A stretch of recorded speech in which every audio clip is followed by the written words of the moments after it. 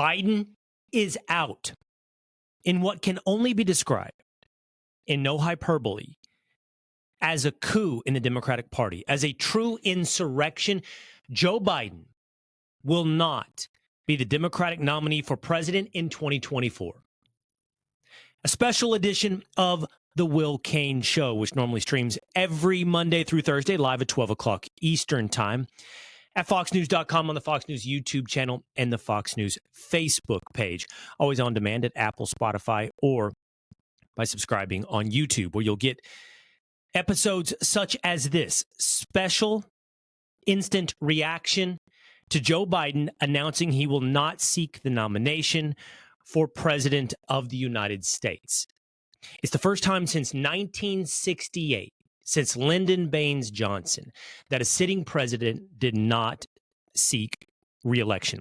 I want to walk through the history today. We'll talk about who will inherit the mantle, who could possibly challenge Vice President Kamala Harris. What's the process at the Democratic Convention? Who has so far endorsed Kamala Harris and the effort to turn Joe Biden into a hero? But I think we have to start today with the fact that an insurrection, a coup, has been completed within the Democrat Party. The will of the Democratic voter, those people that went to the ballot box in the primaries in their state, was that Joe Biden would be their nominee for president. And I think it is earth-shattering. I think it rocks the United States of America and perhaps its delusion of self-governance to its very core and to the foundation, to see that Joe Biden was forced out by an oligarchy of corporate media, rich billionaire donors, and political elite, completely deleting the Democrat voter, showing them that their voice was absolutely impotent. And it was done. It was done while raising the banner, running through the battlefield, and screaming that they are the protectors of democracy. I mean, this is absolutely comical. It's sad. It's scandalous. And quite honestly, it should make every single one of us reflect on the idea that we are a self-governing republic. A sitting president, one who clearly wanted to seek re-election, was bullied, harassed, threatened, and pushed out of the race after the voters had already selected him by some oligarchy who control the power, the bosses among the Democrats. I don't think this can be overstated. I don't think you can find a word that is hyperbolic. I think this is an absolute and pure scandal. And if you want to double down on scandal, the exact people that participated in a cover-up of the senility of the sitting president, who dismissed just a few weeks ago any questions over his frailty as cheap fakes, who lied to the American public for 3.5 years, the exact people who perpetuated this cover-up are those that stand to benefit from now his undeniable and obvious senility. Notably, the chief cover-up now looks to be the leading candidate as a Democrat for president of the United States, Kamala Harris. David Sachs, Silicon Valley rich guy, recent convert from Democrat to Republican, tweeted the following: "First, they told us there was nothing wrong with Biden. Then they threatened to destroy him if he didn't leave the race. Now they're calling him a hero. How can you not be sickened by these people?" He's referencing, for example, the praise for Joe Biden now that he has stepped aside and cleared the decks and allowed someone else to step in to take Donald Trump. Nancy Pelosi, former House Speaker, tweeted, "President Joe Biden is a patriotic American who has always put our country first. His legacy of vision, values, and leadership make him one of the most consequential presidents in American history. With love and gratitude to President Biden for always believing in the promise of America and giving people the opportunity to reach their fulfillment. God bless America with Joe Biden's greatness and goodness. This as she wipes the blood off the knife she just stabbed into the back of Joe Biden. This is modern American Julius Caesar. And this is Brutus. Nancy Pelosi is Brutus. She is the bully. She is the ringleader. She is the one who threatens. She is the mob boss who forced him to his knees, forced him to the sidelines, forced him into the history books, now saying what a great figure he is in America. Let's take a minute here and talk about how suddenly the dialogue is about to change. And when I say change, it's about to change on a dime in America. Joe Biden is going to be feted as a hero. As David Sachs points out, this is going to happen within about a 12-hour period after all of those voices and all those powers painted him accurately as a senile old man incapable of running for office. Those very same voices will now lift him up and exalt him as someone who sacrificed himself at the altar of democracy. That has never been Joe Biden. It will be a complete falsehood. It will be fiction. Joe Biden has, from the beginning of his career, been a craven politician. Now, you might like his politics, but not even you who agree with the policies of Democrats can look at Joe Biden and say he is a selfless American. Joe Biden didn't want to leave the race for president, and he shouldn't have had to leave the voice for president because, again, he was picked by the voters in the Democratic Party. But he didn't want to leave. He was forced to leave. That's not the act of a hero. He has, from the beginning of his career, plagiarized and lied and run for president repeatedly. He has, as all evidence points, surrounded himself with people who have gotten wealthy off his political largesse, from his brother to his son. Joe Biden has reverted to anger when challenged. He has dug his heels in as he considers himself a party outsider, everyday Joe, Amtrak Joe. He is not somebody who has placed the greater good, the republic, even our fake democracy, because we are a constitutional republic, above the will of the people. He has never, ever put himself behind America.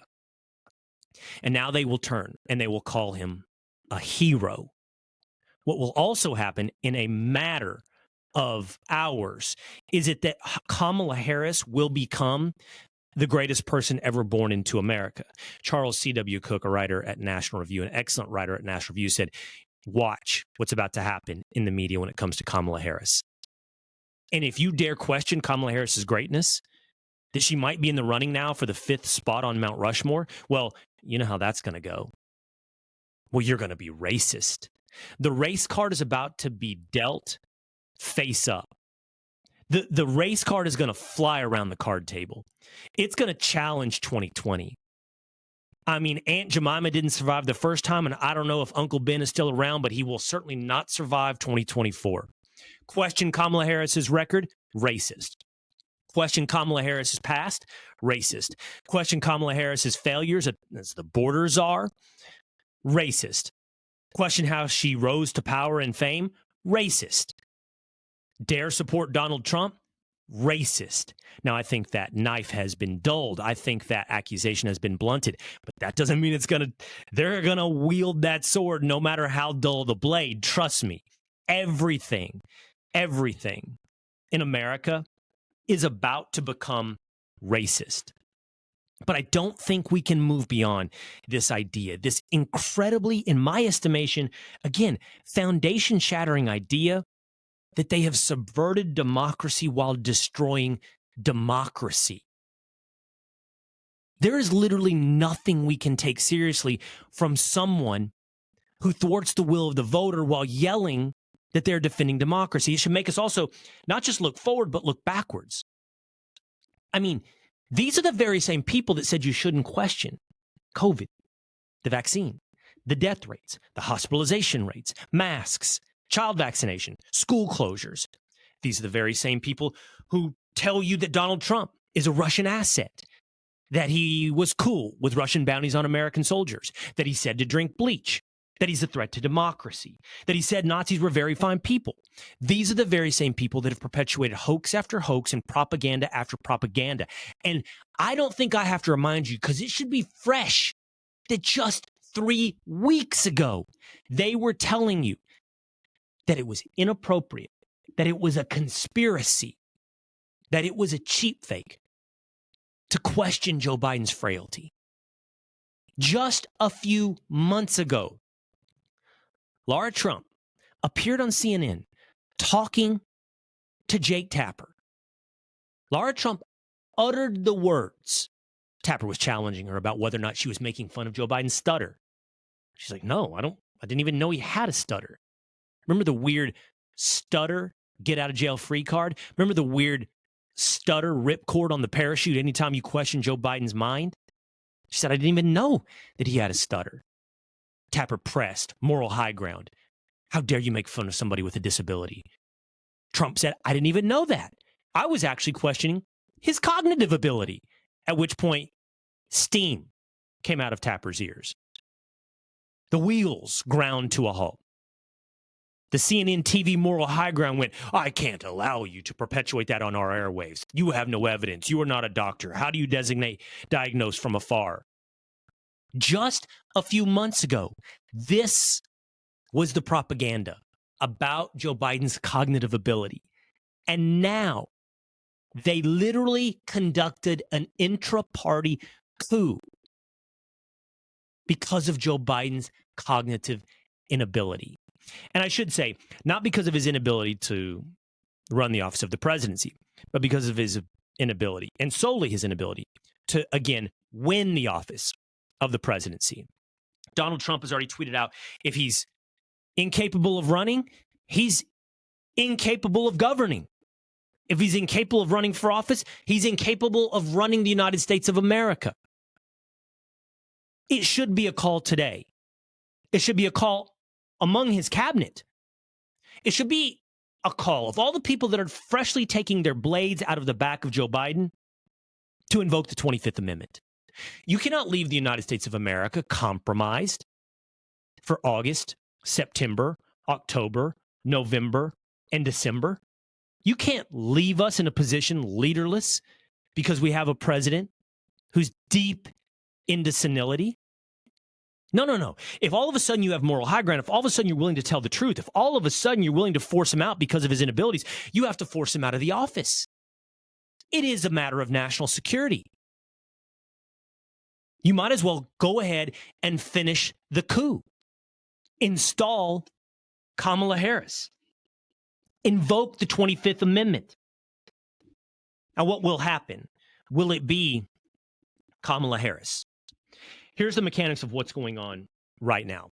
Democratic leaders are lining up behind the vice president of the United States. The Congressional Black Caucus has moved to back Kamala Harris. Members of the squad, at least one, in Congresswoman Jayapal, have endorsed Kamala Harris. And perhaps most notably, Bill and Hillary Clinton have endorsed Kamala Harris. Notably, very notably, House Minority Leader Hakeem Jeffries has not endorsed Kamala Harris. And even more notably, Barack Obama declined so far to endorse the vice president.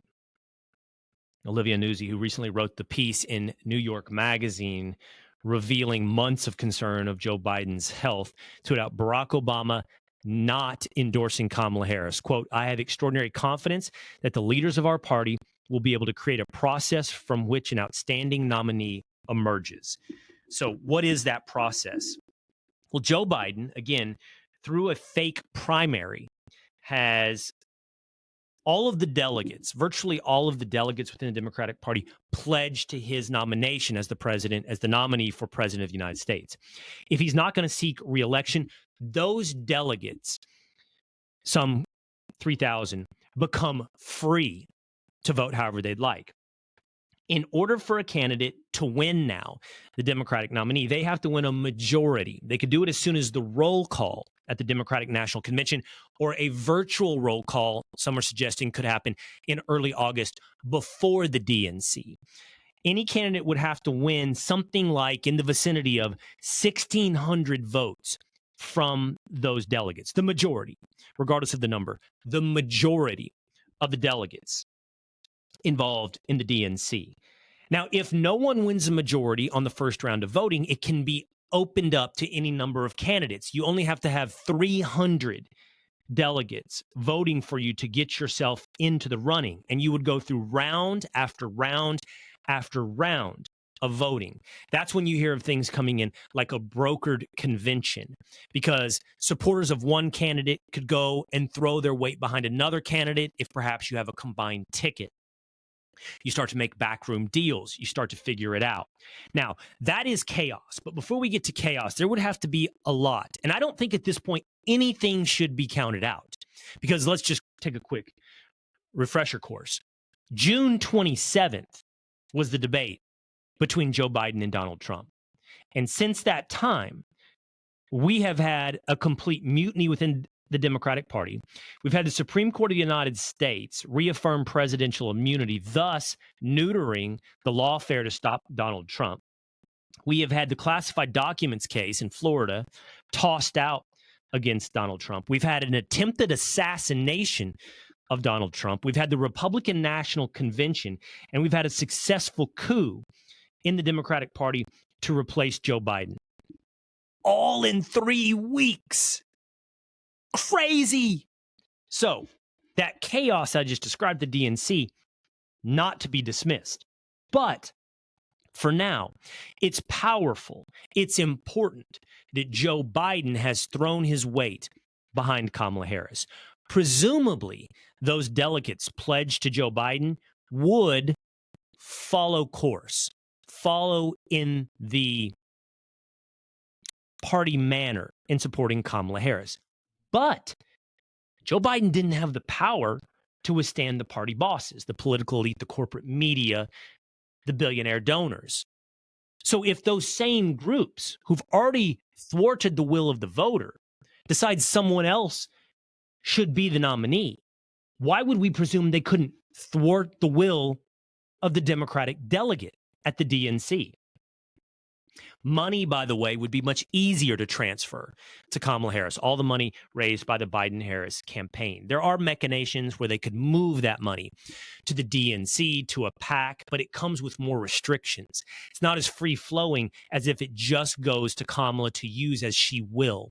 It may have to be distributed down ballot if it doesn't go to Kamala, but it could be worked around.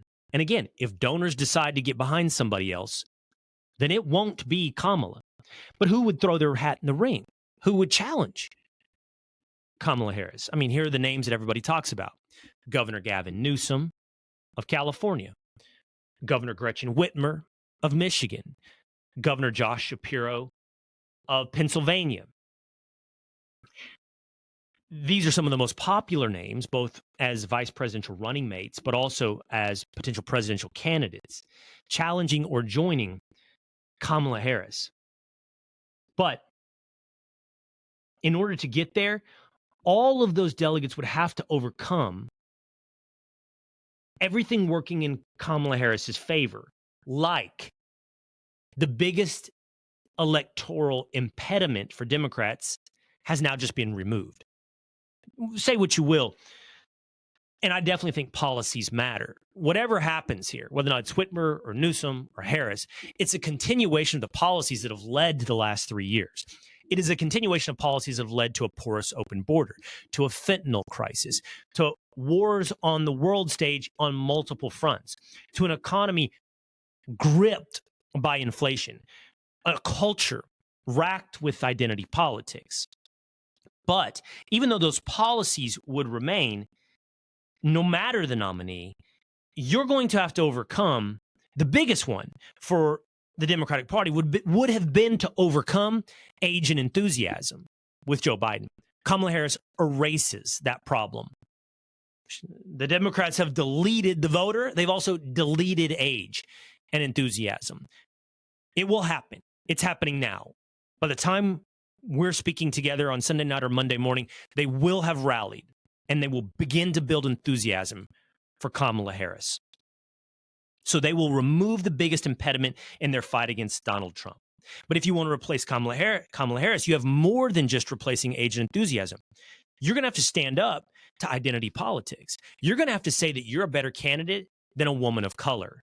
And that is going to take serious brass balls in the Democratic Party. That is going to have to take serious persuasive capability, regardless of her shortcomings. Because identity politics is the religion of the modern day Democratic Party. And you now have a patron saint in a woman of color.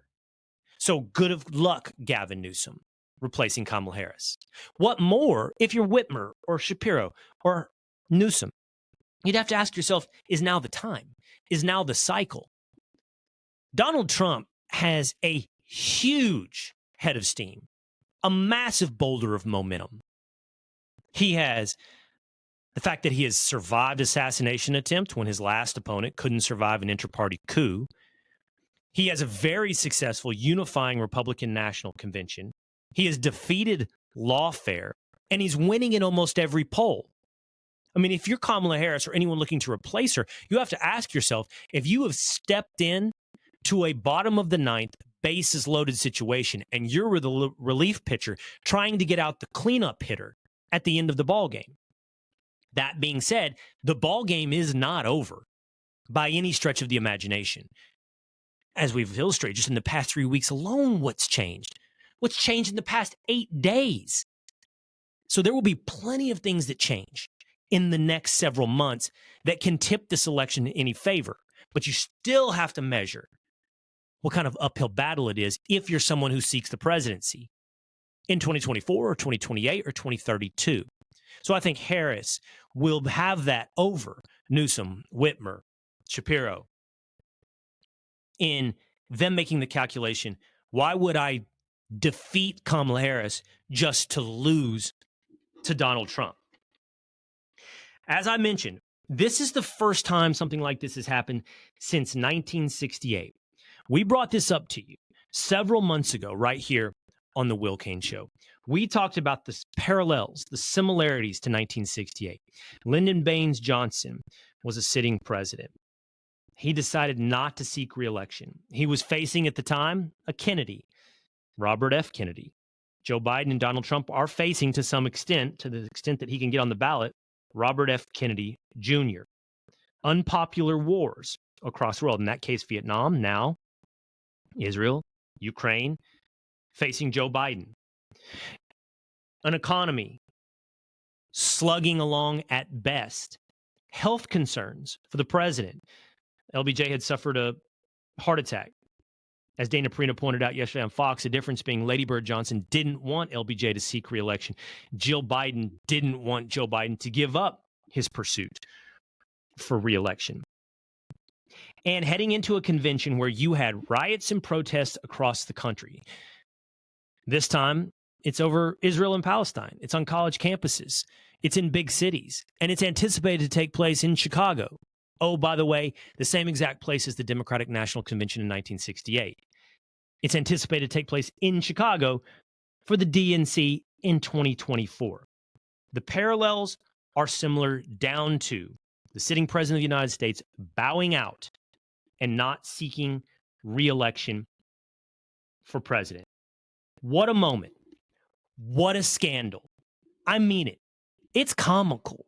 You step back and you can laugh at this bad parlor trick.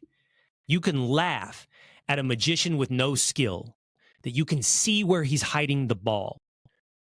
But it's also super sad. And quite honestly, it's beyond scandalous. I think that the Democratic Party has just absolutely made invalidated, deleted the Democratic voter, has shown who actually calls the shots in America.